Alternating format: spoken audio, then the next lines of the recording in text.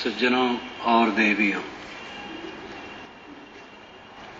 हमारे जीवन के दो पक्ष हैं, एक बाहरी एक भीतरी। दोनों को लेकर के जीवन की पूर्णता होती है। शरीर बाहर है, आत्मा भीतर है। शरीर के लिए भोजन, वस्त्र, आवास चाहिए। जीवन धारणोपयोगी अनेक वस्तुएं होती हैं, वो चाहिए। और आत्मा को शांति चाहिए। वस्तुतः शरीर का रक्षण भी इसी उद्देश्य के लिए है, लेकिन उद्देश्य भूल जाता है। जैसे एक आदमी बिस्तर बिछावे शुरू करे बिछाना शाम को, और सुबह तक वो बिस्तर ही बिछाता रहे, और सुबह हो जाए फिर काम धंधा में लग जाए, बिस्तर पर सो न सके, तो लोग समझेंगे पागल है। वही दशा संसार के लोगों की है। सब बिस्तर बिछाते बिछाते जिंदगी बिता देते हैं, बिस्तर बिछाते, प्रबंध प्रबंध प्रबंध। सारा प्रबंध करके करना क्या चाहिए? जीवन का फल क्या है? आत्म शांति। वो काम नहीं होता है, प्रबंध होता है, उन्नति होती है, बड़ी उन्नति होती है। काफी माटी गोबर हम बटोर लेते हैं। विवेक करके देखो, शरीर माटी है, और शरीर पर जो ऊपर कपड़े पड़े हैं माटी है। मकान माटी है, मशीन माटी है, रुपए पैसे माटी है, फर्नीचर माटी है, बर्तन माटी है, अन्न माटी है, सब माटी। माटी शरीर के लिए, ये सब माटी की कुछ जरूरत है।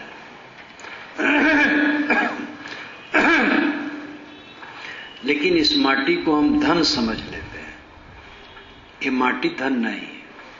माटी धन है तो माटी की हैसियत से है।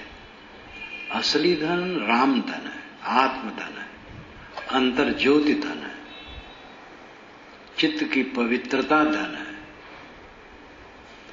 वो धन बचा रह जाता है, प्राप्त नहीं होता है। बाहरी धन के खिलौने में ही हम जीवन बिता देते हैं। जीवन के ऊपरी स्तर में ही जीवन समाप्त कर देते हैं। ये जिंदगी का सबसे बड़ा धोखा है। इस भेद को समझना चाहिए। लौकिक उन्नति ठीक है, ये भी सच है कि पात्रता में अंतर है। रजोगुण, तमोगुण, सतोगुण स्वभाव भिन्न भिन्न स्थानों में अपनी अपनी योग्यता के अनुसार काम करने वाले लगे हैं। राजनीति है, राजनीति में भी कुछ लोग लगेंगे ही। व्यापार है, छोटा व्यापार है। खोंचा भी एक व्यापार है, खोंचा लगाते हैं, काम करते हैं, व्यापार है। बड़ी बड़ी फैक्ट्री जिसमें हजारों लोग काम करते हैं, वो भी व्यापार है। खोंचा वाला अपना पेट पर्दा चला लेता है। बड़ी फैक्ट्रियां हजारों लोगों को रोजी देती हैं। ऐसे सेठ लोग हजारों लोगों के आधार बनते हैं, और हजारों लोग कमा करके सेठ को संपन्न बनाते हैं, तो सेठ और काम बढ़ाता है। बड़े बड़े फार्म हैं, खेतियां होती हैं, विज्ञान का काम है, चिकित्सा का काम है, शासन का काम है, कला का काम है। सभी काम अपने अपने जगह पर ठीक है। अंतिम बात सबके सब समझते भी नहीं और समझ भी नहीं पाएंगे, क्योंकि उनकी दिशा ही अलग है। जहां समझ सके वो पहुंचते ही नहीं है। बुद्ध की बनावट उनकी अपनी तरह ही ये है, और ऐसी संगत भी नहीं करते हैं। लेकिन आवश्यकता उन सबको भी है। चाहे कितना बड़ा सेठ हो जाए, सब छोड़ के मर जाएगा। अंबानी जी का जब शरीर छूटा था, मैं कलकत्ता में था, तो प्रेम प्रकाश ने अखबार भेजा मेरे पास। अंबानी जी की लाश उनके लड़के अर्थी पर लिए कंधे पर खड़े थे और आडवाणी जी और ठाकरे जी दोनों हाथ जोड़ के विनय आवानित खड़े थे। मुझे हंसी आई कि आडवाणी जी और ठाकरे जी दोनों खुट्ट नेता एकदम, क्या पूछना, लेकिन मौत के सामने देखो कितना विनयावनत है, बहुत विनम्र थे। वो बात मुझे कभी कभी याद हो जाती। चाहे कोई कितना ही लौकिक उन्नत के शिखर पर पहुंच गया हो, लेकिन एक दिन ये आना है, शरीर छोड़ देना, और शरीर का दाह या कब्रगाह ये होना है, कब्र में जाना है। तो वे लोग भी अगर शांति का एक अंश भी नहीं प्राप्त किए तो क्या पाए? ये अनिवार्य विषय है, सबको चाहिए, भूख सबको इसी की है। जैसे मछली को पानी में से निकाल के बाहर कर दिया जाए तो तड़पती है, वैसे सबकी अंतरात्मा आत्यांतिक सुख, परमानंद, निर्वाण और मोक्ष सुख के लिए तड़पती है। जान में बेजान में सब उसके भूखे प्यासे हैं। इसलिए अपनी श्रेणी के अनुसार सबको उधर चलना चाहिए। जो जहां है काम करें अपना, लेकिन इधर के लिए कुछ समय निकालें, और समय चाहेंगे तो निकलेगा। जवाहरलाल प्रधानमंत्री थे, लेकिन व्यायाम का समय वो निकालते थे।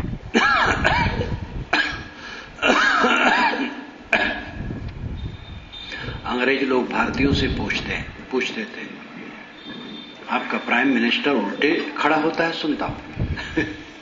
वो सिर के बल शीर्षासन करते थे। आपका प्राइम मिनिस्टर सिर के बल खड़ा होता है, सुनता हूं। तो व्यायाम के लिए समय निकालते थे। समय किसको नहीं है?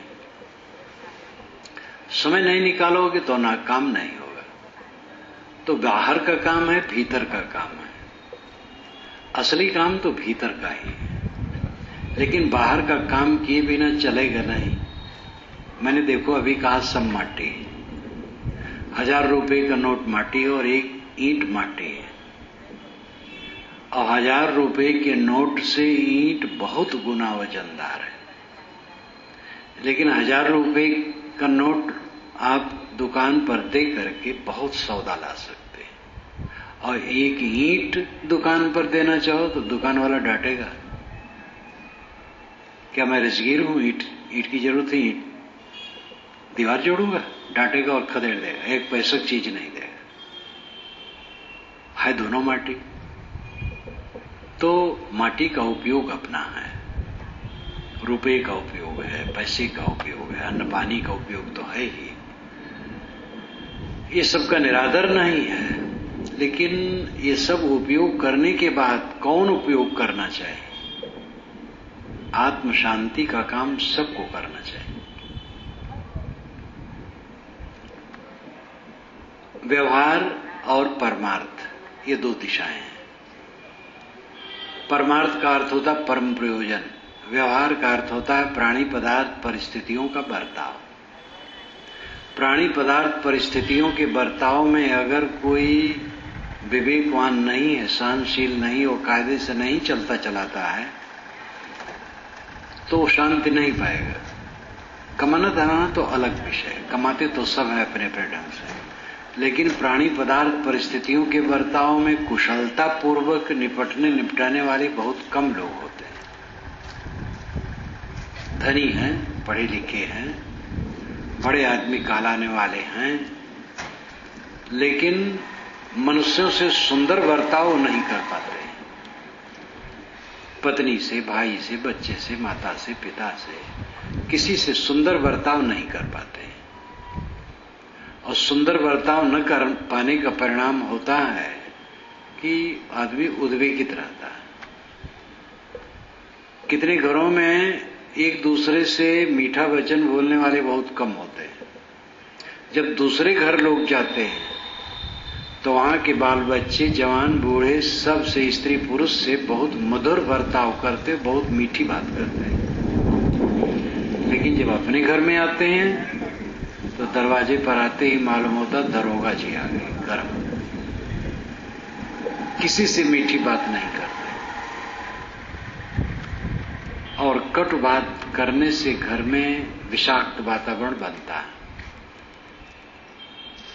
और कटु बात करने का मूल है अहंकार और कामना। हमारा अहंकार प्रबल है, इसलिए कामनाएं उत्पन्न होती हैं। अब अहंकार की पूर्ति होना मुश्किल है। दूसरे का अहंकार किसी को पसंद नहीं, अपना अपना अहंकार सबको पसंद है, दूसरे का अहंकार किसी को पसंद नहीं।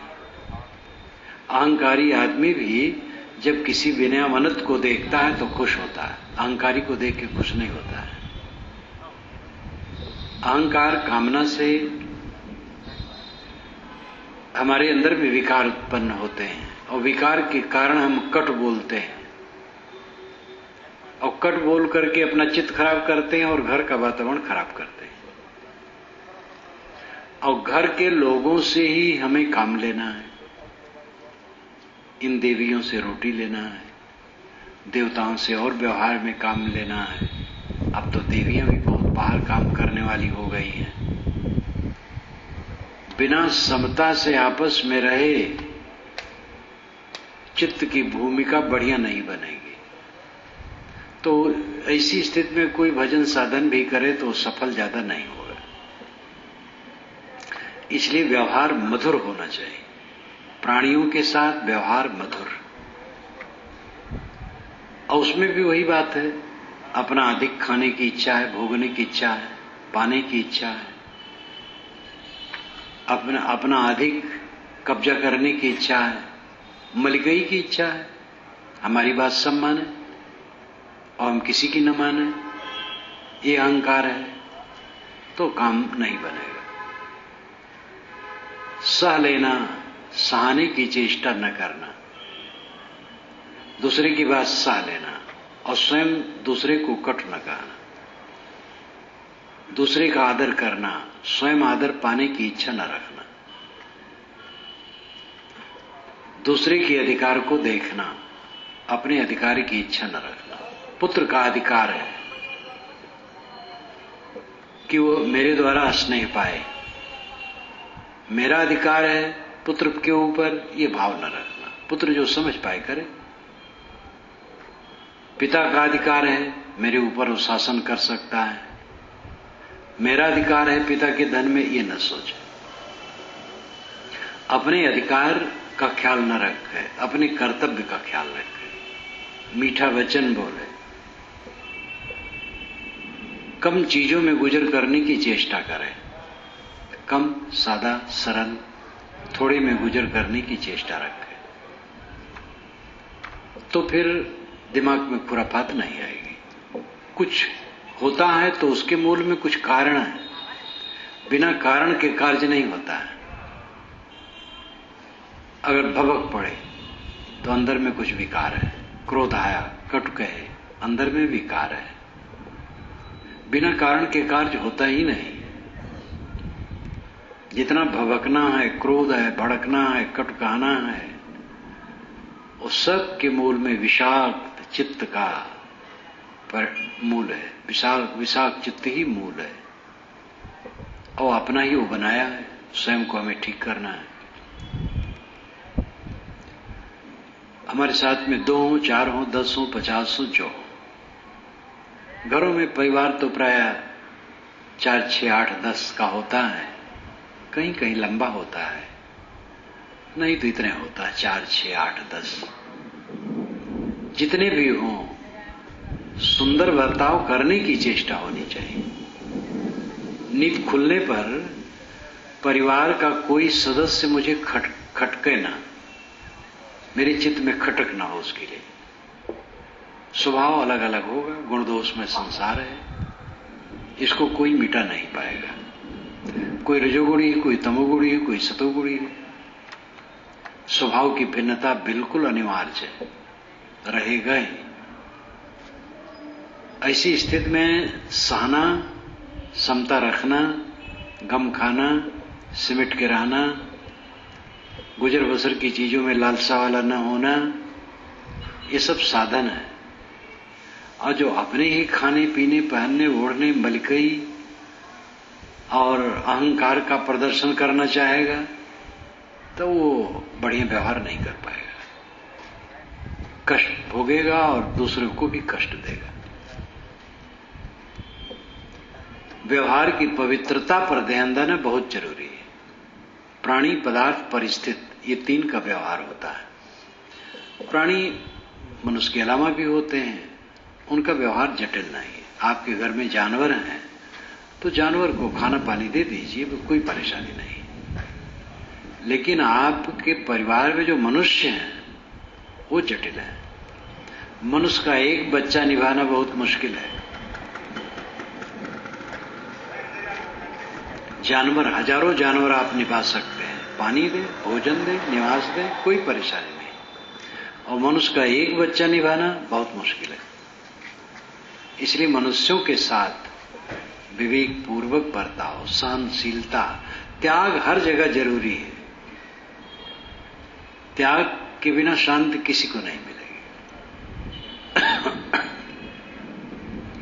त्याग का अर्थ घर द्वार छोड़ देना मात्र नहीं है। अहंकार का त्याग, कामना का त्याग, क्रोध, लोभ, मोह का त्याग, मलकई करने की चेष्टा का त्याग, सब पर धाक जमाने की चेष्टा का त्याग, मेरी ही बात मानी जाए, इस अहंभाव का त्याग।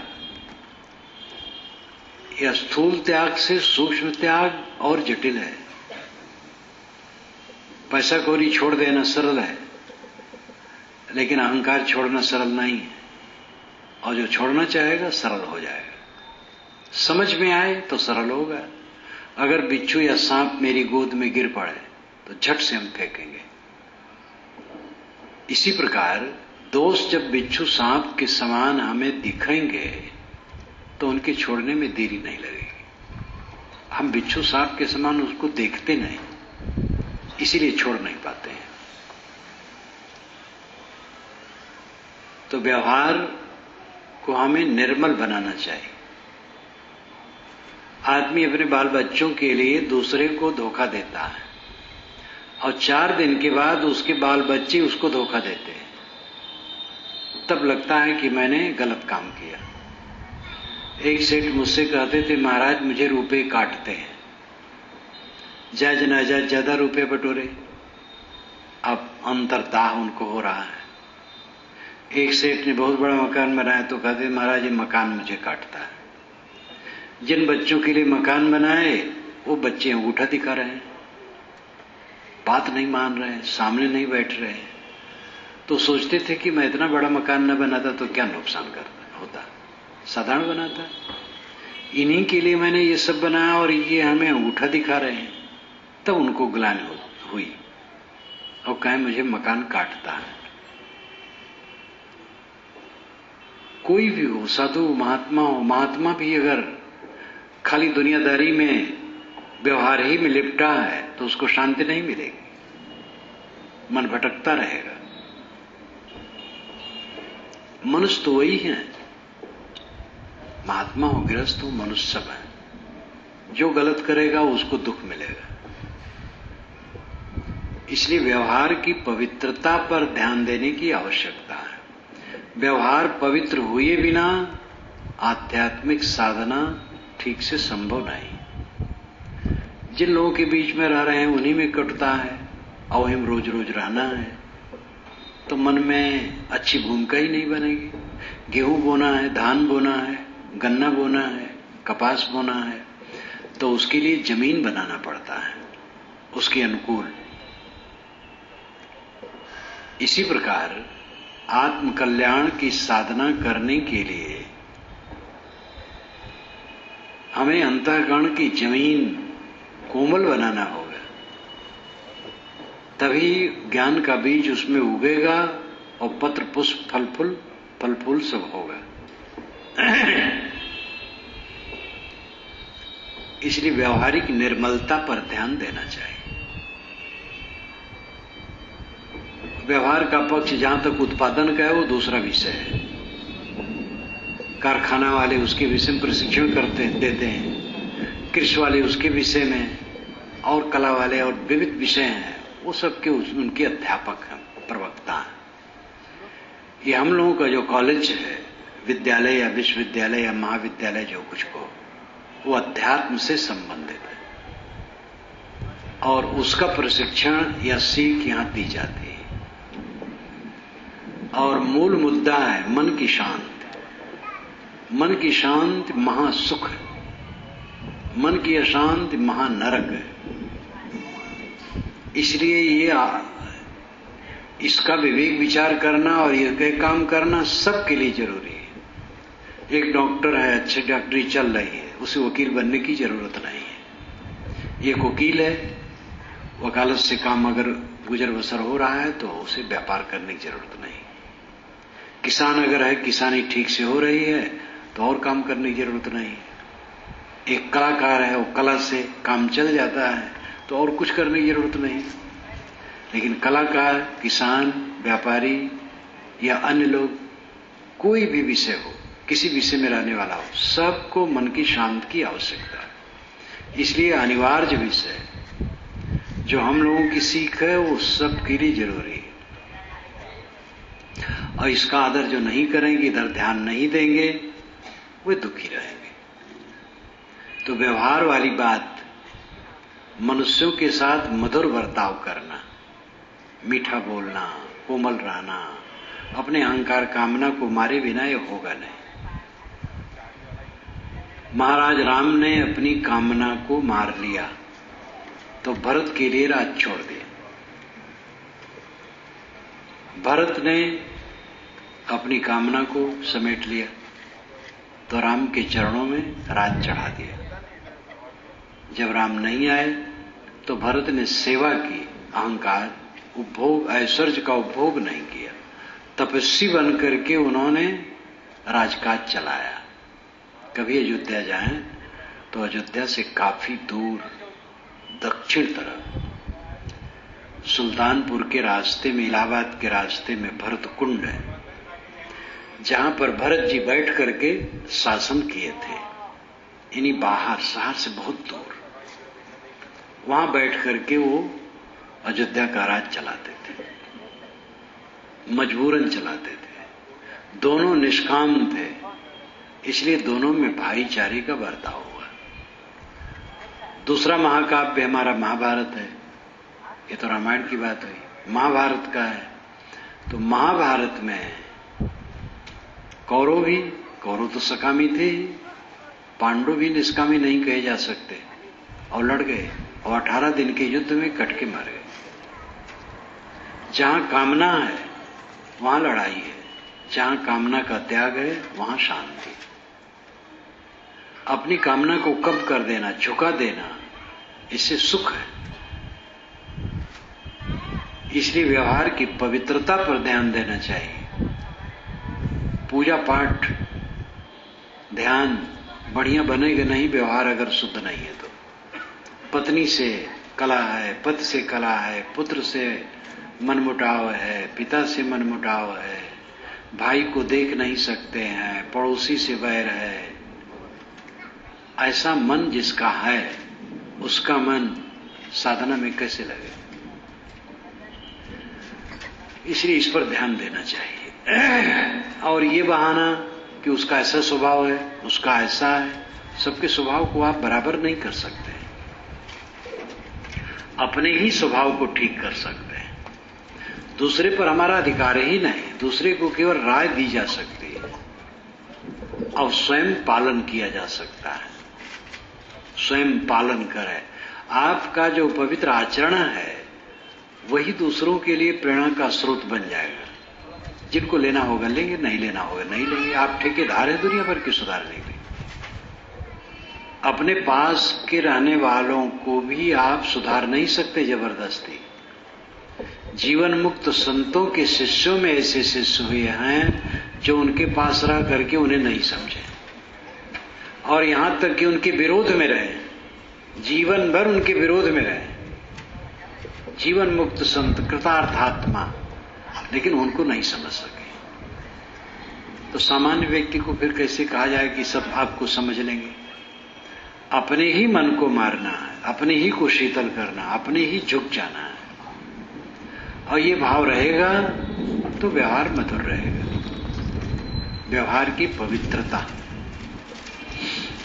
आध्यात्मिक लाभ जीवन का परम लाभ है।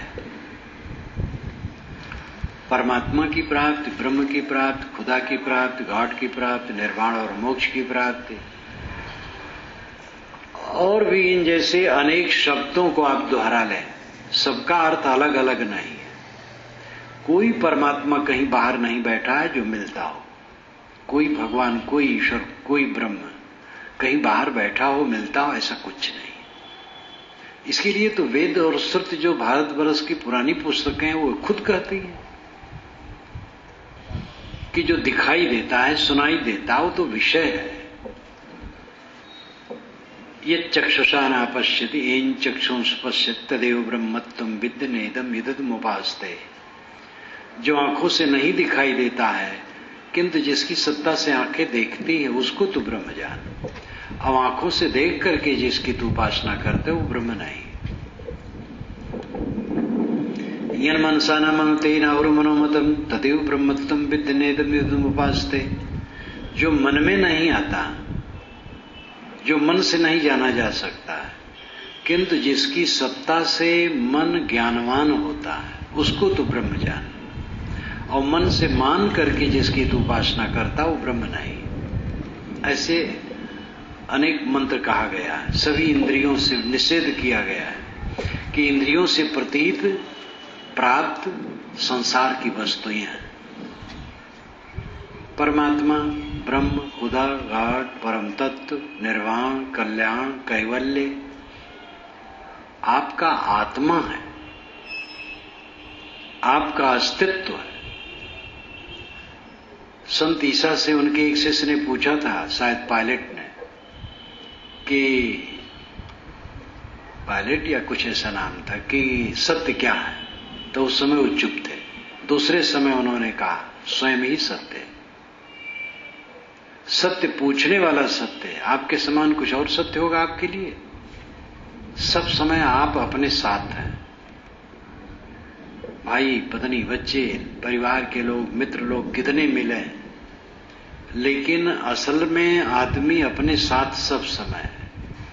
कितना ही कोई प्यारा आ गया, हम गले से मिल गए, लेकिन अंत में उसको बिस्तर दे देते हैं, वो अपना सोए, फिर मैं अकेले सोता हूं। अगर हमारे शरीर में घाव हो, पीड़ा हो, जलन हो, मित्र हमसे गला मिलना चाहे, हमें अच्छा नहीं लगेगा। दुख में सदा अकेले देखो नहीं कछु अन्न सुहासी। दुख में जीव सदा अकेले रहता है, कुछ अच्छा नहीं लगता है।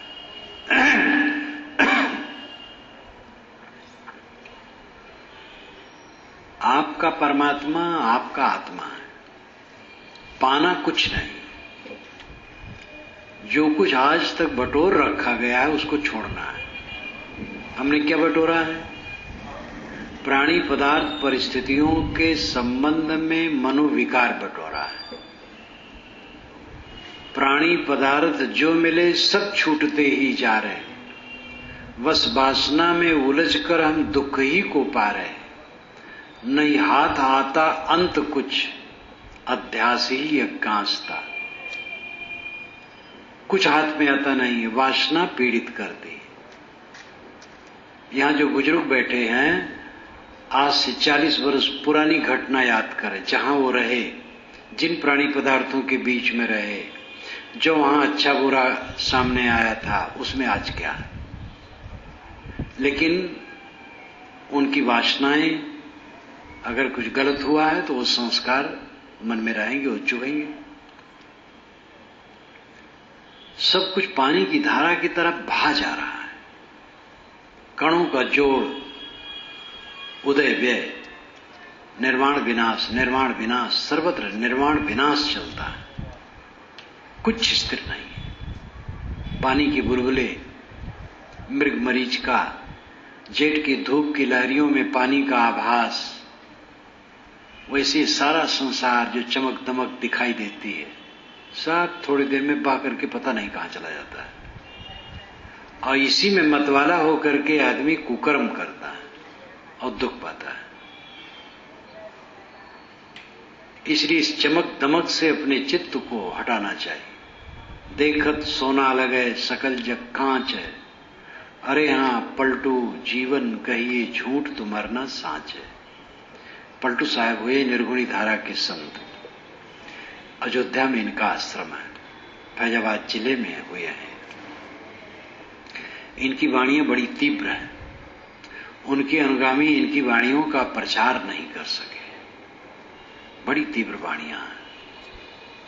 देखत सोना लगे सकल जग कांच है, अरे हाँ पलटू जीवन कहिए झूठ तो मरना साँच है।